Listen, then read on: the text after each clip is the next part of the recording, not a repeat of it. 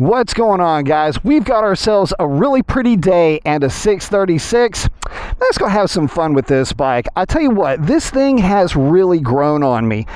Ever since putting the Bridgestone S22 tires on this bike, this thing is completely transformed. And it is so grown on me so much that, well, it kind of got me to thinking, and look, this bike is still stock. Outside of going down a tooth on the rear sprocket, stock exhaust, stock tune, stock everything, right?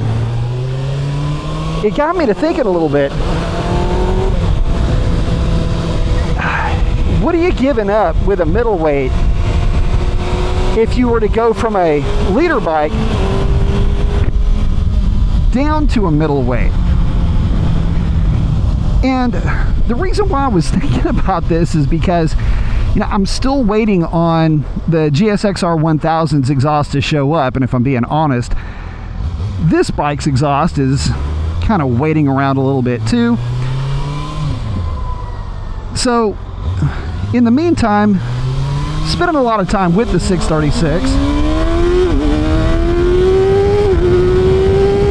just having a ball with this thing. And I gotta say, the more I ride it, the more I just absolutely love it.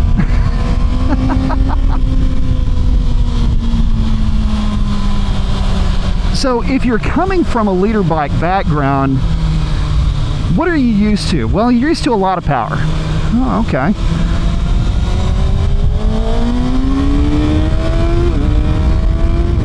I'm not going to say that a middleweight is going to blow your mind with power, but they're not exactly slow. You got to put things into perspective. If you're coming from an older leader bike, you know, old CBR 1000, something like that, the funny thing about it is the delta back in the day between a leader bike and a middleweight. And let's talk about the ZX6R 750. It's a good barometer here to talk, because back in the day, a properly prepped ZX6R 750 would lay down 130 horsepower to the rear tire. And I mean properly put together. I know that because that's what mine put down. But a leader bike would have been sitting somewhere, you know, around 160. So a 30 horsepower delta.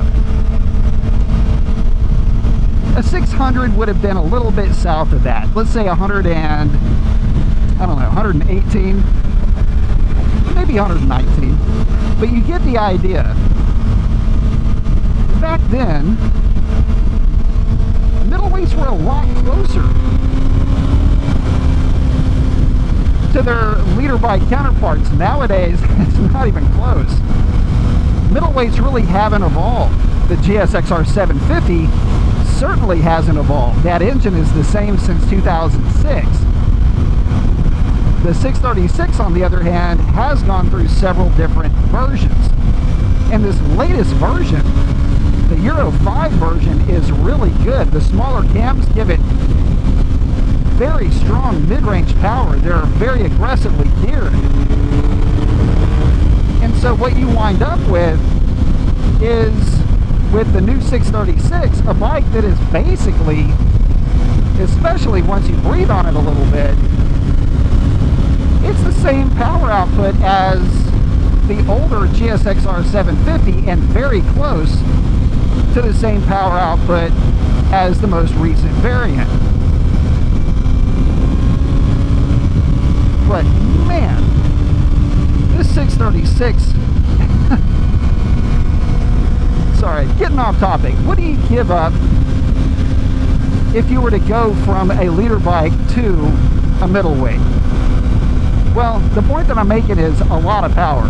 The older leader bikes at, say, 160 horsepower at the rear tire, that's what these modern leader bikes make now.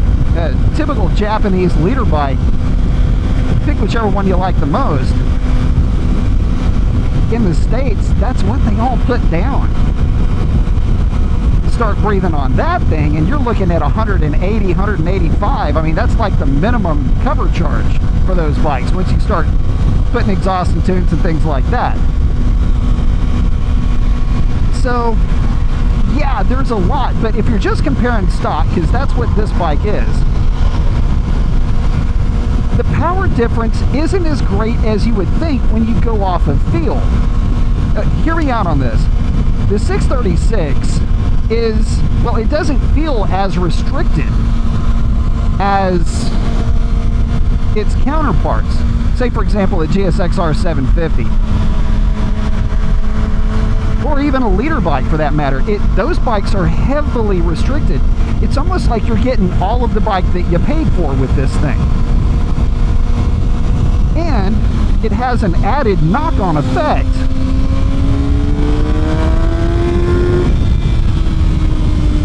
That, holy cow, this thing absolutely rips. The intake noise is incredible on this little bike. And you get all of the power. You get all of what this bike will put down, which is not something that you can say about the GSX-R 750. So, golly, you get such a responsive bike. And now that this thing is on the right tires, it is completely a different bike. So, you know, I gotta say, as good as all of the rest of the leader bikes are, they're also very restricted. And yeah, they're faster, I guess, but they're not as responsive as something like this. The other thing, and this is a major part of it, if you're going from a leader bike or you're thinking, I don't want to, okay, maybe the power is not that big of a deal, but what about the suspension, guys? You put the right tires on a 636, set the suspension up, and I'm the other side of 200 pounds, by the way, guys. In gear, I'm really more like 210. I've got this bike set up 34 millimeters up front. Correction, hold on. 35 millimeters up front, 34 millimeters out back. That's how this bike is set up in terms of rider sag. Not too far away from stock on the hydraulics.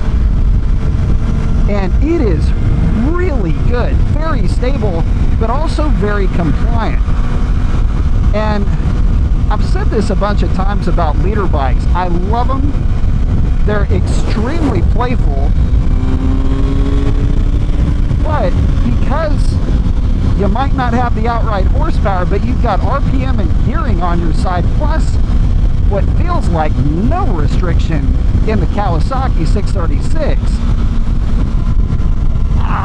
there's not a lot that seems to separate them from a riding around standpoint. Plus, with the aggressive gearing, the middleweight is going to be a little bit easier to ride around in town, in traffic. But I also have to say, you know, one of the calling cards of 1,000, because you might go, well, it's not going to be as stable in long, you know, sweepers or something like that, like 1,000 will. Oh no, don't get to thinking that. At speeds that I don't care to publish, I'll just put it to you like this: 6 gear, all the way to the side, to the right side of that tachometer, going through sweepers. Yeah, very stable and compliant.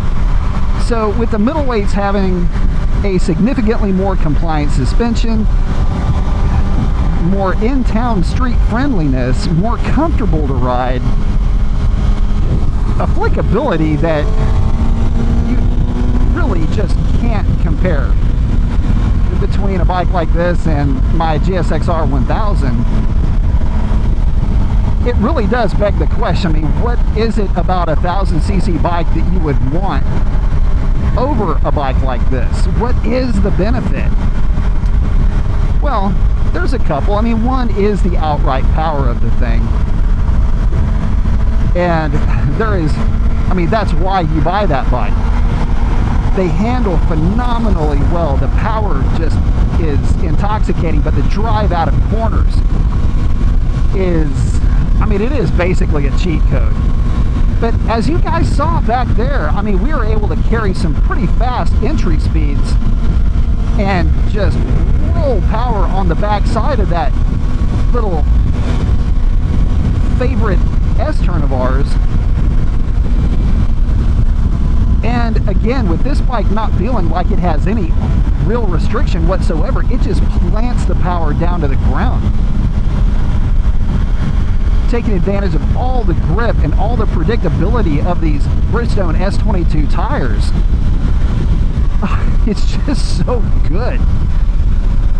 And so I can kind of understand why some folks would say, well, yeah, the leader bike, it's too much power for the street. It's not. They're absolute pussycats to ride. The problem with a leader bike is it's easy to get lulled into a false sense of safety with that bike. It's easy, and I mean real easy, to get used to and to have speeds that are absolutely nuts become normalized.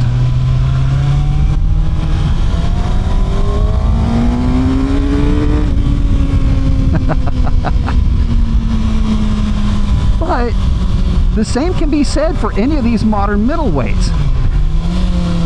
Look, this bike, once it's all wrapped up, is going to be putting down somewhere just shy of 130 horsepower, more like 127 to the rear tire, with the tune and all the fixins. I mean, that still is a lot of power. The delta is so great between a leader bike nowadays and a middleweight that you literally can have one of each and have completely different riding experiences one to the next. But my goodness, guys, these things are just that good. They're that fun. And man, I gotta tell you, when it comes to handling, being friendly, being fun, it's just a spunky, fun bike to ride. You feel like you can use all the throttle all the time. What is not to love about a bike like that? And for a lot of guys, this is a lot less intimidating than the leader bike that they may have bought because they had a, well, they had a little bit of a dishonest moment with themselves. But if you think about it, this might be the better bike for you. I can tell you this, I'm having so much ridiculous, just giggle-inducing fun with this bike. And I hope you guys are having fun with it too. Listen, if you made it this far into the video, consider smashing that subscribe button. It helps the channel way more than you know. But with that, I'm going to get this bike back out on the road, finish putting some break-in miles on her. Hope to catch y'all on the next one. Y'all take care.